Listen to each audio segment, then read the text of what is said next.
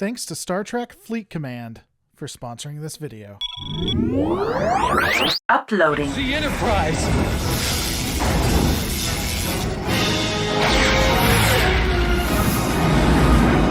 If the Intrepid class was a compromise, and the Prometheus class is when Starfleet stopped listening to the civilian government, then the Sovereign class ultimately is when Starfleet decided to actually start killing people. Comparable, if not superior, to the Negvar, the Sovereign has top-of-the-line technology for the 24th century, including both advanced offensive weaponry as well as scientific systems. We first observe the Sovereign around 2373, which creates a few questions. The vessel is definitively active around the same time as the Acura, Intrepid, and Prometheus, but it really comes down to when it was constructed. Was it conceived and created as a part of the battery of new vessels meant for war to combat the Borg and Dominion threat, or was it more made after testing the other vessels?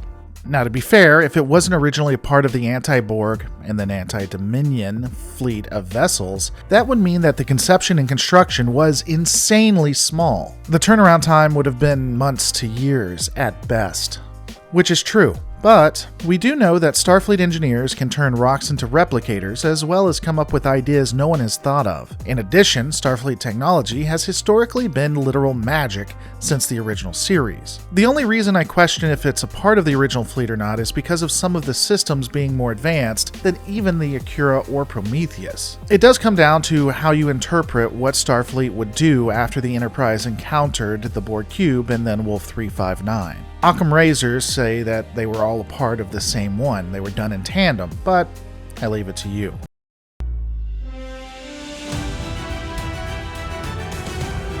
So the real question is, why are you listening about powerful ships being constructed by Starfleet when you can not only be listening about them, but commanding them? You've heard me talk about this game before, and I absolutely love it. Not only do I have command over the most powerful vessels, and I can choose my own factions, but there are also engaging storylines that allow me to create my own path, as well as discover mysteries. Whether I'm playing the hero or the villain, I'm making history in the Trek universe. Star Trek Fleet Command is a free-to-play mobile, open-world strategic MMO that is available on iOS and Android. It brings the power of Starfleet to your hands. Some of the things I absolutely love is the fact that you can move through the universe enjoying thematic adventures as you go through the multiverse. I get monthly updates that keep the story fresh and engaging, battle alongside my allies to take out normies, and I also get to craft the perfect ship. So don't even try to take me on. And that's just the tip of the iceberg in this game. Not only do I love everything that this game brings to the table, but if you download it now, you'll be eligible for the Michael Burnham giveaway where, after reaching level 5, you get a free Origins Burnham. If you reach level 10 by February 10th, 2022, you'll also be given shards to tier up your Origins Burnham to rank 2. Who could ask for a better deal? As you guys know, I don't promote anything that I haven't tried and at least enjoyed somewhat. The game is worth your time,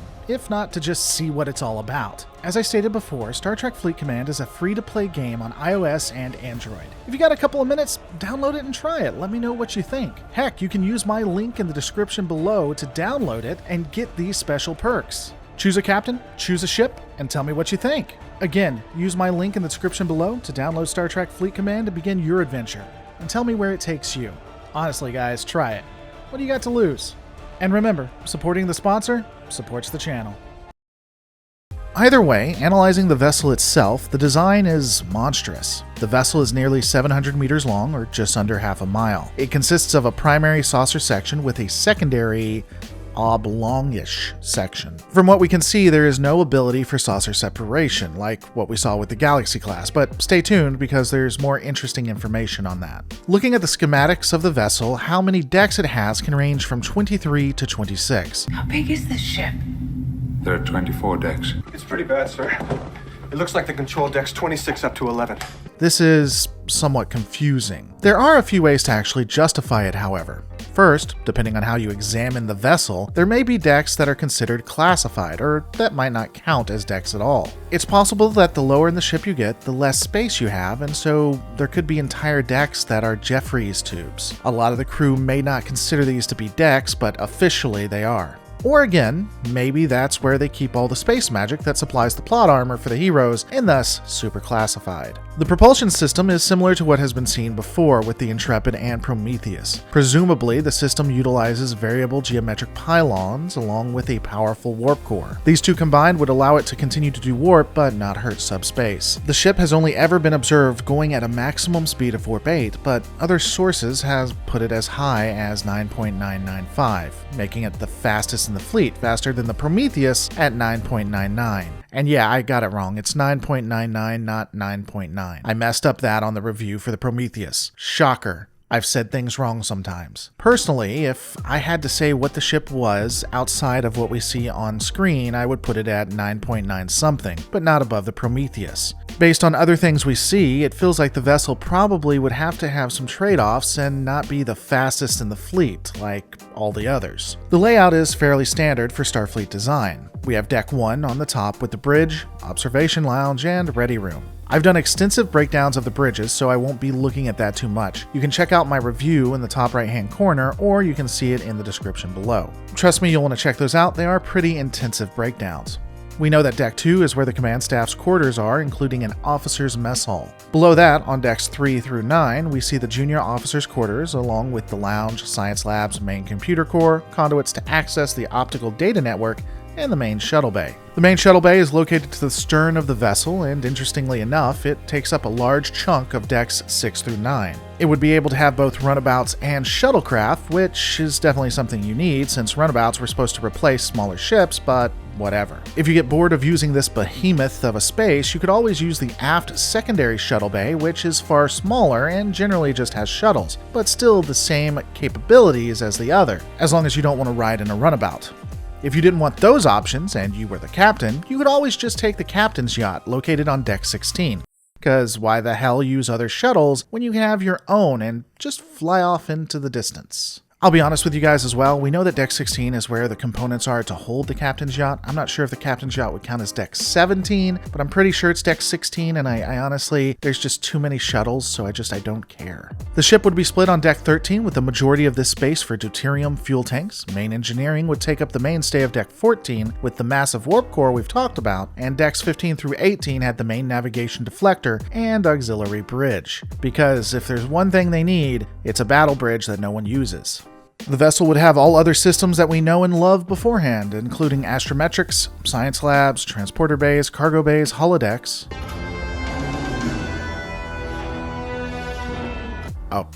Holo suites, gymnasiums, and even a ship's library. I do want to note for a second the transporter. Apparently, the Sovereign's transporters are so advanced and powerful that they can transport entire fighters in crisis situations, which is just crazy.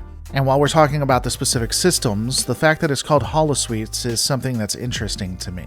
The way I've always seen it is that holodecks were something that went on ships. They were generally what you would use when you wanted to look at something that was holographic. Holosuites were more powerful and more sophisticated and meant for like bases or put on planetary installations. I know that they likely did this because it relates back to DS9, but the fact that it's a holosuite would mean that the Sovereign is as powerful as Deep Space Nine, at least in the way I interpret the technology. It is possible that they named it that just for the crew, or they've made it in a way that makes it more efficient, but something just to discuss. As I stated in my Intrepid review, the Sovereign's medical facilities largely mimic that of the Intrepid itself. Now that's interesting because when we look at the Prometheus, we're told that their medical bay is supposedly a lot more updated.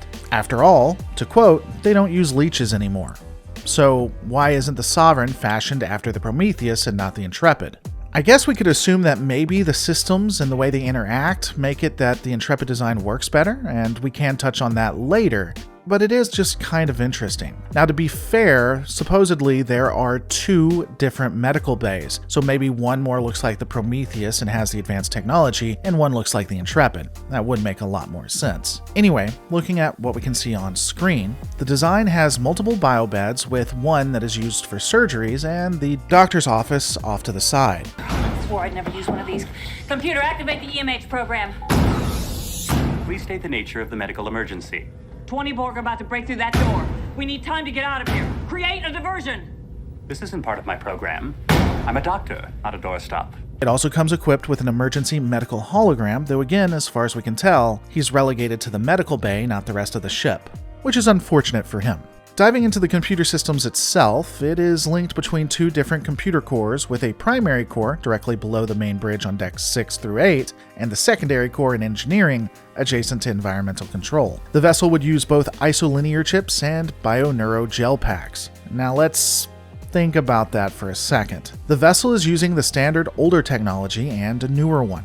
That's organic. Now to be fair, bioneuro gel packs are leagues above isolinear equivalents. They are able to process information faster and store more of it. The trade-off is, these things can get sick and can be assimilated easier. We see these things being impacted by a macrovirus, dying from subnucleonic radiation, and also getting sick from cheese. Cheese. It's like being on board a very powerful robot that's weakness not only presents itself during combat, but can be easily seen because it glows red when it's the right time to hit it. Personally, I would have just stuck with the isolinear chips. All of this does lead into the main facet of the ship, which is to say, its tactical systems. The original configuration included 12 phaser arrays with 1 forward quantum torpedo launcher, 2 forward photon torpedo launchers, and 3 aft photon torpedo launchers. This allowed the vessel to give a massive amount of damage in a short amount of time, literally built to kill Borg.